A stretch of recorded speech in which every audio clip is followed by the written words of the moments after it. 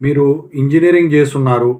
ఈ మధ్య కాలంలో ఇంజినీరింగ్ సంబంధించిన గవర్నమెంట్ జాబ్స్ ఏమీ రాలేదు. అయితే ఇప్పుడే నిదానంగా మొదలైనయి అన్నమాట.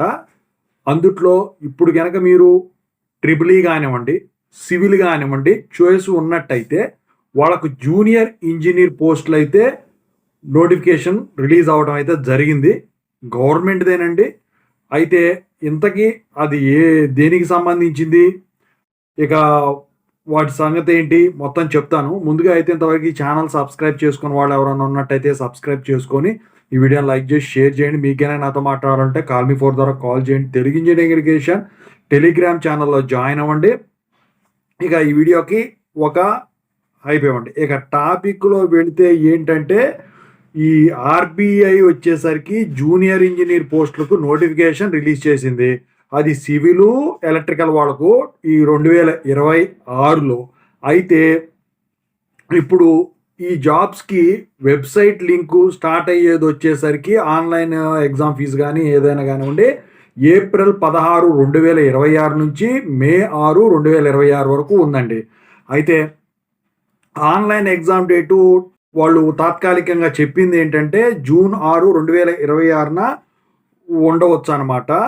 అయితే మీకు వచ్చేసరికి ఈమెయిల్స్, ఎస్ఎంఎస్, కాల్స్ గానీ ఏమన్నా మీకు డబ్బిస్తామని గనక ఎవరన్నా వస్తే మాత్రం అది మోసమే అవుతుందని చెప్పేసి వాళ్ళు చెప్పడం అయితే జరిగింది. అయితే ఎన్ని వేకెన్సీస్ ఉన్నాయి, ఏ స్టేట్‌లో ఉన్నాయి, ఏంటి మాట్లాడుకోబోయే ముందు మీకు ఓ వెబ్‌సైట్ చెప్తాను.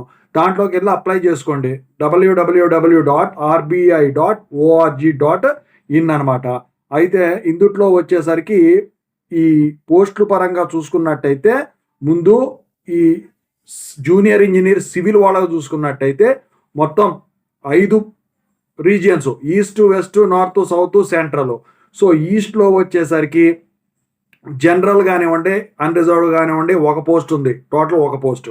వెస్ట్‌లో వచ్చేసరికి ఎస్టీకి ఒక పోస్టు, ఓబీసీకి ఒక పోస్టు, ఈడబ్ల్యూఎస్‌కి ఒక పోస్టు, జనరల్ ఆర్ అన్‌రిజర్వ్డ్‌కి ఒక పోస్ట్. టోటల్ 4 పోస్టులు ఉన్నాయి. నార్త్‌లో వచ్చేసరికి అన్‌రిజర్వ్డ్ ఆర్ జనరల్‌కి వచ్చేసరికి ఒక పోస్ట్ ఉంది. టోటల్ ఒక పోస్టు. ఇక సౌత్‌లో వచ్చేసరికి ఏమి లేవండి దీనికి సివిల్‌కి. సెంట్రల్‌లో వచ్చేసరికి జనరల్ గానివ్వండి, అన్‌రిజర్వ్డ్ గానివ్వండి ఒక పోస్ట్ ఉంది. టోటల్ ఒక పోస్టు. ఇక పీడబ్ల్యూడీ కేటగిరీలో వచ్చేసరికి అది కూడా బి కేటగిరీలో వెస్ట్‌లో ఒక పోస్ట్ ఉందండి. టోటల్ ఈ సివిల్‌కు సంబంధించిన పోస్టులు ఇవి. ఇక జూనియర్ ఇంజినీర్ ఎలక్ట్రికల్‌కి సంబంధించి ఈస్ట్‌లో పోస్టులు ఏమి లేవండి. వెస్ట్‌లోకి వచ్చేసరికి అండి మీకు ఓబీసీ ఒక పోస్టు, ఈడబ్ల్యూఎస్‌కి ఒక పోస్టు, జనరల్ ఆర్ అన్‌రిజర్వ్డ్‌కి ఒక post. Total 3 post. PWD C కేటగిరీలో ఒక పోస్టు వెస్ట్‌లో. ఇక నార్త్‌లో ఏమి లేవండి. సౌత్‌లో వచ్చేసరికి జనరల్ ఆర్ అన్‌రిజర్వ్డ్‌కి ఒక పోస్టు. టోటల్ ఒక పోస్టే ఉందండి. ఇక సెంట్రల్‌లో ఏమి లేవు. టోటల్ వచ్చేసరికి మొత్తం కూడా చూసుకున్నట్టయితే ఈ ఓబీసీకి ఒక పోస్టు, ఈడబ్ల్యూఎస్‌కి ఒక పోస్టు, జనరల్ ఆర్ అన్‌రిజర్వ్డ్ 2 పోస్టులు. ఇక టోటల్‌గా 4 పోస్టులండి. ఓకేనా? సో ఇది ఎలక్ట్రికల్‌కి సంబంధించింది. ఇక పీడబ్ల్యూడీకి ఒక పోస్టు. అదే సివిల్‌కి అయితే మొత్తం కూడా ఎస్టీలకి ఒక పోస్టు, ఓబీసీకి ఒక పోస్టు, ఈడబ్ల్యూఎస్‌కి ఒక పోస్టు, జనరల్ ఆర్ అన్‌రిజర్వ్డ్‌కి 4 పోస్టు. టోటల్ 7 పోస్టులు.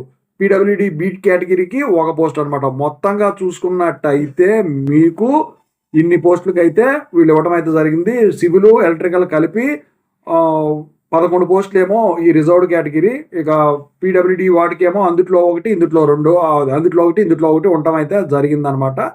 సో అందుట్లోకి వెళ్ళి మీరు ఎలిజిబిలిటీ చూసుకొని అప్లై చేసుకోండి. Thank you so much.